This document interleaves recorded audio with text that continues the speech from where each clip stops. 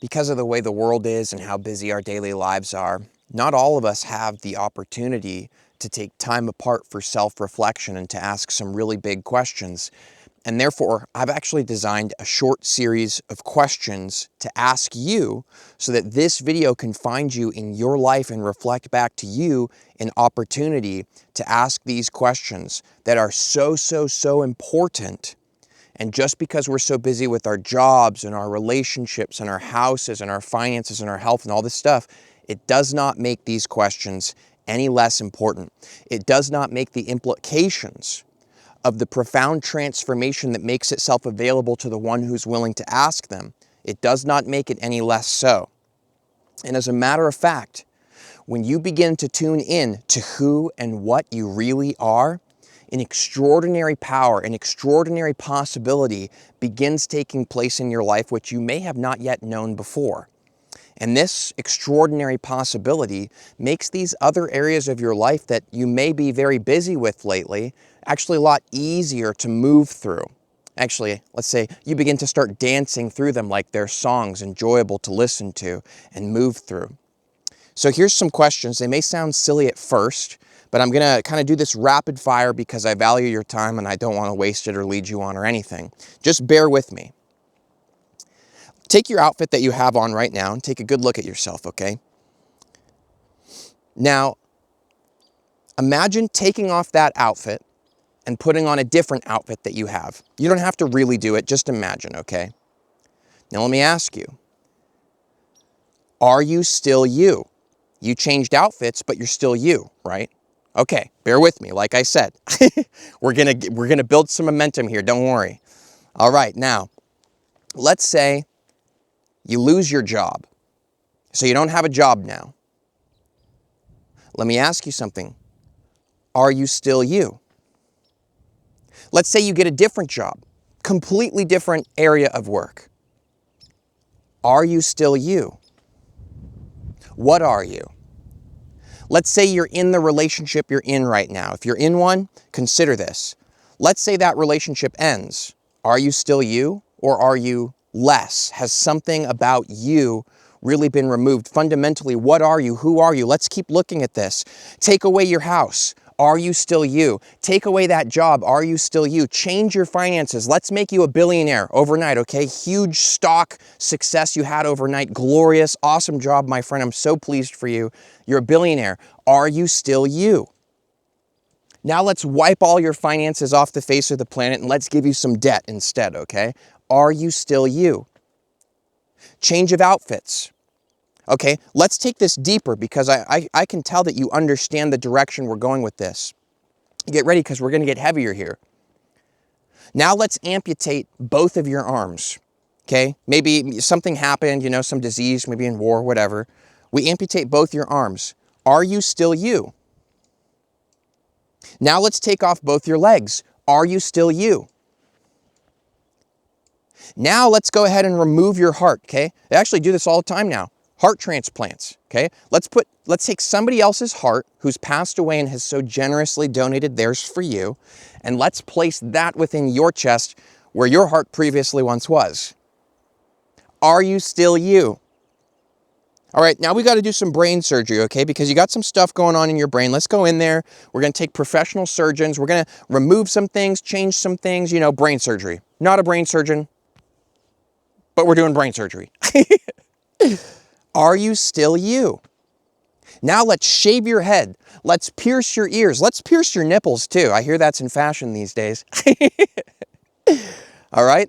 Now let's make you a eunuch. Just kidding. We won't go that far. I wouldn't do that to you. I wouldn't do that to you. Let's take off, you know, this. Let's take off that. What are you? Who are you? Because in just the span of a minute or two here, we have completely decimated the entire story you tell yourself about who you are, and yet, if you're a real, honest person who's logical and really listening to these questions and asking them, you'll see your entire story has been decimated. The identity which you have been going around believing is you has been completely decimated.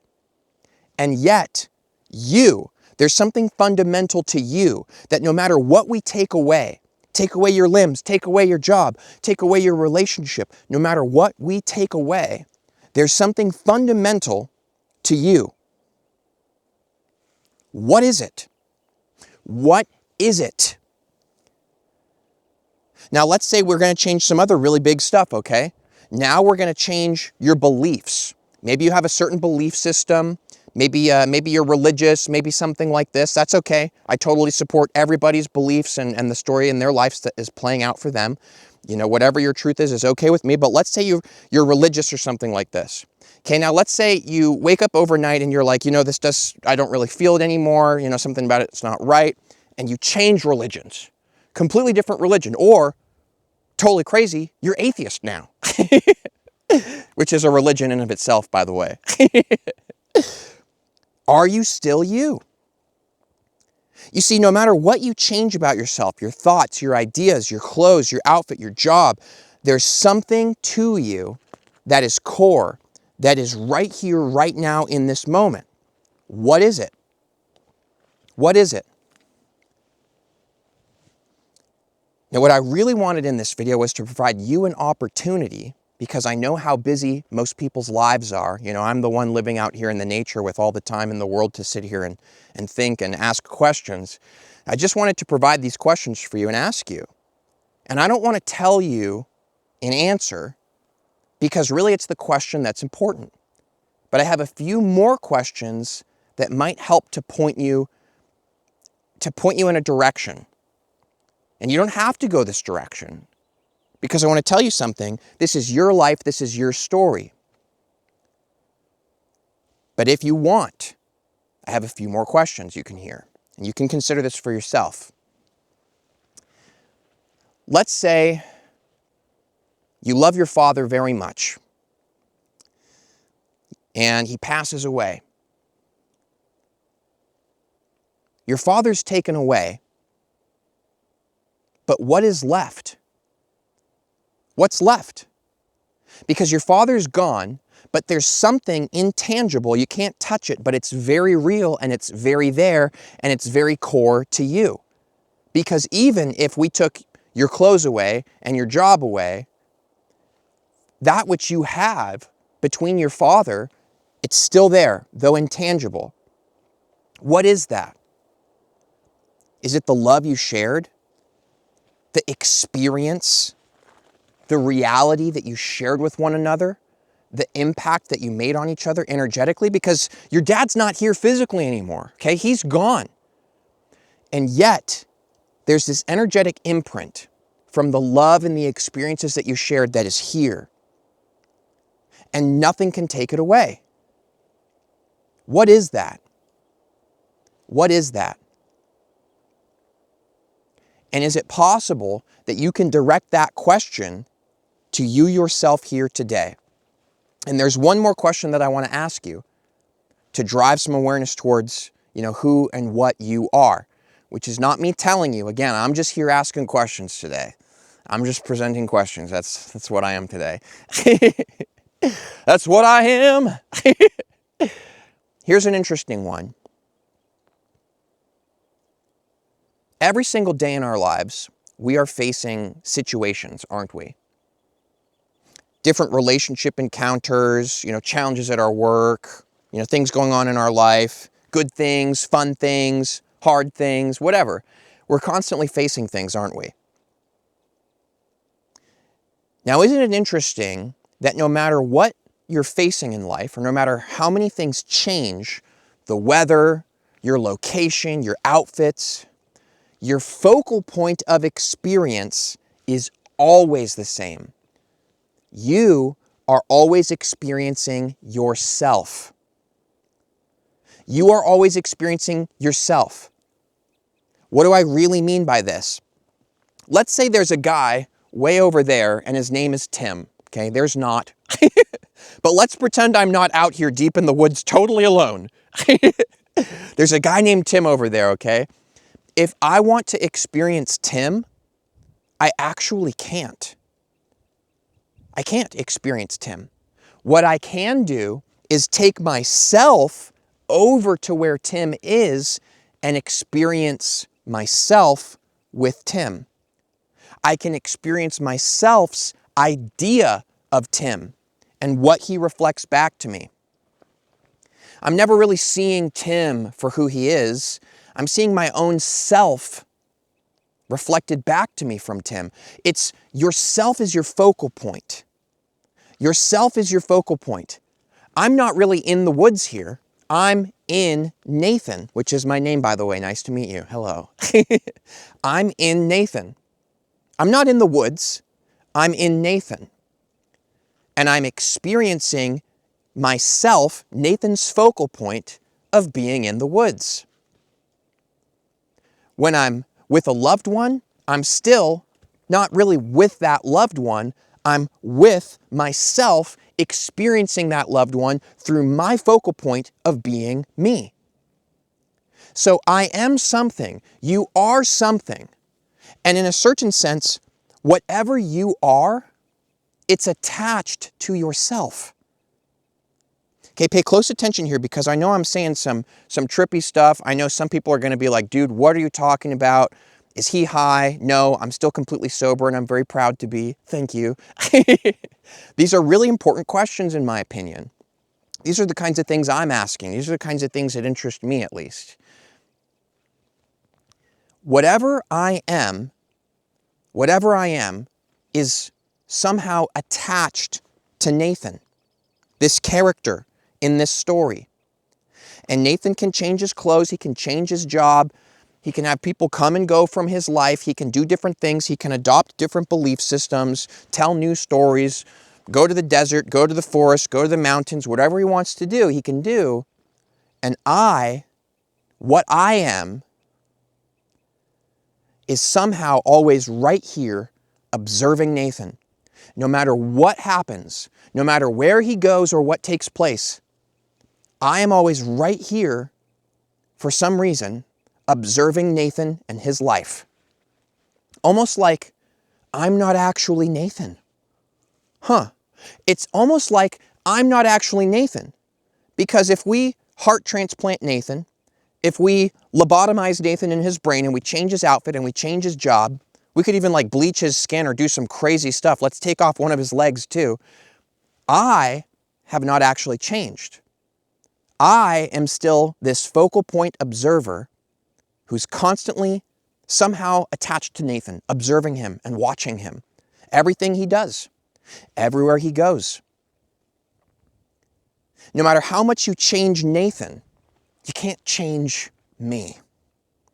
You can't change what I am. You see, I am that I am. Not what you want me to be. Not what you say I am. I am what I am. You see, there are many people who might look at Nathan and say, oh, Nathan is an intellectual. Nathan is a demon. Nathan is an angel of the Lord. He's a light worker. He's a starseed. He's a crazy dude living in the woods. He's a poet. He's a dude. You know, there are so many things that people could have their stories reflect off of me. But guess what? I am not what you say I am. I am what I am. And not what you say about me, this eternal me, that no matter what you cut away or change of Nathan is eternally here and present and unchangeable. No matter what you change about Nathan, what I am doesn't actually change. What I am is the same amidst this universe where everything is always constantly changing. The weather changes, the nature changes, you change, Nathan changes, but I am. I am.